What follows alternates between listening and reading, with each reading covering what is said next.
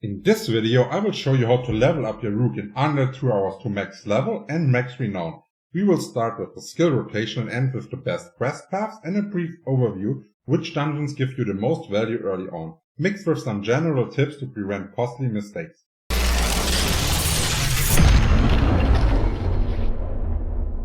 So let's start with the skills. Puncture is our first choice here, because if we are able to get into the fundamental puncture, we have the opportunity to get the enemies vulnerable at a high consistency. Then we are going into Twisting Blade, which is going to be our main damage spell. And why we are actually needing it is after the enhanced one, we are going into Advanced Twisting Blade. And this allows us that when our blades return, our active cooldowns are reduced by 1 second for each enemy they pass through. And this is a top of 3 seconds. So basically, if you're playing correct and we are grouping our monsters, we are always getting a 3-second cooldown reduction on our other skill. Then, next up, we need a bunch of movement options. So we are going with Dash, which gives us a lot of mobility. And then we are going with Shadow Step, which allows us to become unstoppable. So in case we are getting CC'd, we are having an emergency that allows us to reposition. And once this is reached, we have basically our core set. And now we can start speccing into damage and leveling up Twisting Blade all the way to max level 5 until level 13. And then at level 14, we can put 1 point into Smoke Grenade, which allows us to daze enemies for 4 seconds. So it's an additional CC that is really nice if we have a bunch of elites grouped as an example. Then next up, we are going some points into Exploit, which allows us to deal 12% increased damage to healthy or injured enemies. So healthy is all the enemies above 80% health. And since we are really heavy on our burst damage, this gives us almost 12% damage on most of our damage. Then next up, we are going into our Shadow Imbuement, which then, if we are going all the way into the Blended Shadow Imbuement, allows us basically that our explosions give the enemy vulnerable, and this, with the vulnerability of Puncture, guarantees us a 90% uptime of vulnerable and therefore 20% extra damage against the monsters. Then, to be more efficient and don't have any resource problems, we are putting 1 point into Shadow Crash to unlock Consuming Shadows. And Consuming Shadows then allows us to get 20 to 30 energy back for every time we are killing an enemy. So if we're grouping trash mobs with our elites, we can use this to our advantage to always have our energy up. And what's also important is the passive of the turrets or the special skills. So once you hit level 15, you will unlock your combo points and choose the combo points right here. But once you manage to get level 19 and you have the Shadow Imbuement stack, you will switch the combo points to Inner Strength. This is important. To be able to actually reach the goal of max level in under 2 hours, we need to go over some general rules. So I have 8 rules that you need to follow besides the level path that we will discuss later. So important is you gather all herbs you can find from bushes. Even if you have to walk like a little farther, it's important. We need those herbs really, they're really important. On ores, on the other hand, you only collect those if they are in your direct pathway. So if you need to make too long pathway where there's no monsters, don't pick up ores. Uncover unknown areas where always walking right. If you have a crossing, this consistently helps you to learn the maps a lot faster than if you're going left, right, ever. Like, if you don't know yet where you have to go, always go right to uncover a map. This consistency is really important. And don't, please, and this is number 4, don't stop to kill small groups of trash mobs. Try to bring them along into bigger fights so you have a higher effective DPS uptime. So no small mobs killing, try to group them with elites and kill them this way. If you're not able to switch gears while walking, do it only after dungeon completion to not interrupt your game flow. This is really important. Most people lose insane amounts of time because whenever they get like one new piece, they are already comparing it and then they stop moving and they keep standing still. Don't do this. Either do it at the end of a dungeon when you have a bunch of loot, or if you're able to do it while walking, then feel free to do it whenever. And then number 6. At level 10, you need to go to the main city, Rush, and upgrade your potion at the alchemist.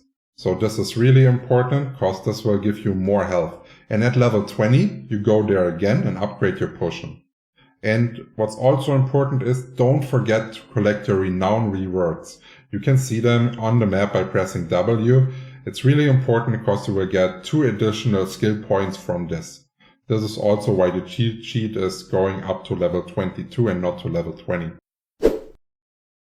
So here you can see now the second cheat sheet I made for you, and this is actually the level path. And this path is unique because it will get you to level 20 in less than 2 hours, and you will have more than 900 renown, so you're getting the 2 additional skill points, which is, I think, one of the best ways to do it, because this allows you to have way more freedom in testing and stuff. So let's go over it really quickly.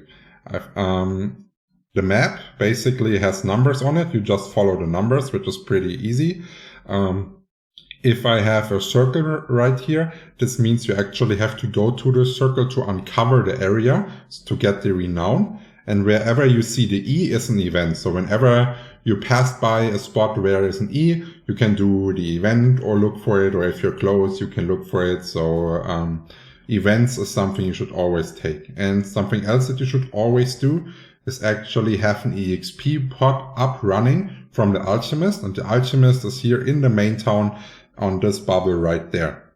So always have it up. The pods give you 5% additional experience. And of course, if you're doing this level guide with more players, this is also better because group play gives you additional experience as well.